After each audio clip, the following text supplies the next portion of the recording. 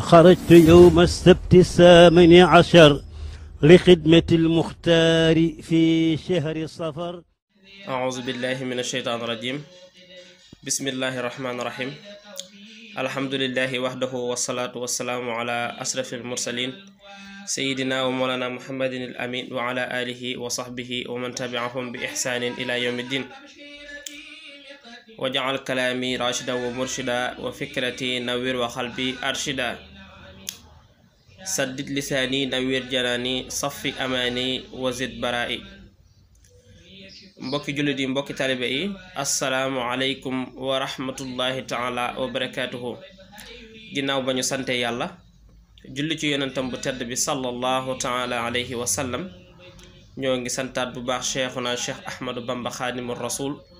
di delloo njëkkal bu baax cheikh ibrahima fall lamp babul muridina di ñaanal ki fi nekkal Serigne Touba toog ab jotaayam muy cheikh muhammadul muntaqal bashir mbakke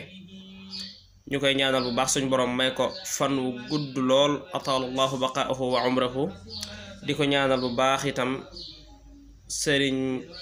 Cheikh Jëmbu Fall mi nga xamante ni moo fi toog jotaayu maam Cheikh Ibrahima Fall mel na ni bu ñu leen ziyaaree ñaanal leen rek defal nañ ko mbooleem yoonu murit ñëpp mbooleem sang yi ak cheikh si noonu itam la ñuy nuyoo taalibe Serigne Touba yi yëpp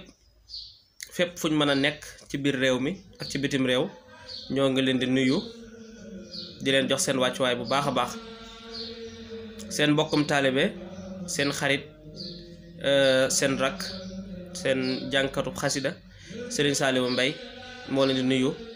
di leen ziyaara di bëgg amal nag waxtaan woo xamante ni dañ koy ànd ak yéen altine bu jot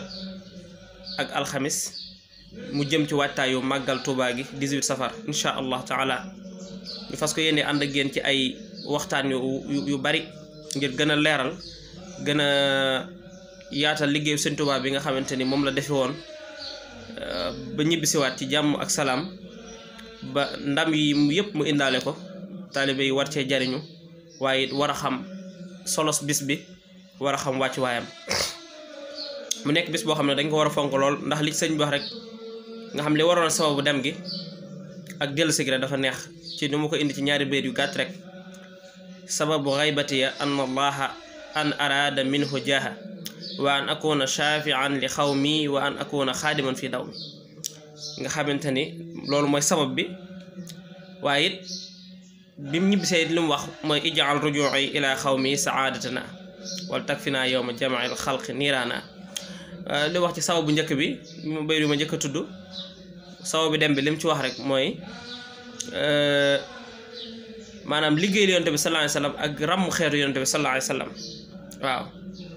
waaye ñibbisi geet mu ne mu ñaan suñu borom ne ko daal ak ñibbiseem fii ci réew mi mu def ko muy texeek maanaam mboolem xeet wi nga xamante ni mooy ay nitam maanaam taalibeem yi waaye it mu fegal leen sawara bis ba nga xam ne ci la ñëpp di daje kon loolu rek jar na ñu fonk màggal gi fonk bis bi di ci waxtaan di ci yaatal kon nag dañ leen doon lancer rek émission bi di leen xamal ni alxames lay am ak altine incha allah des na ko dugal ci YouTube bi chaîne bi ñu koy kii xam naa di ci nuyu waa Maroc yëpp tamit ndax liggéey bi daanaka mën naa ne ci ñoom lay tàmbalee bu ko defee mboolem mbokki taalibe yëpp incha allah taala dinañ ci jot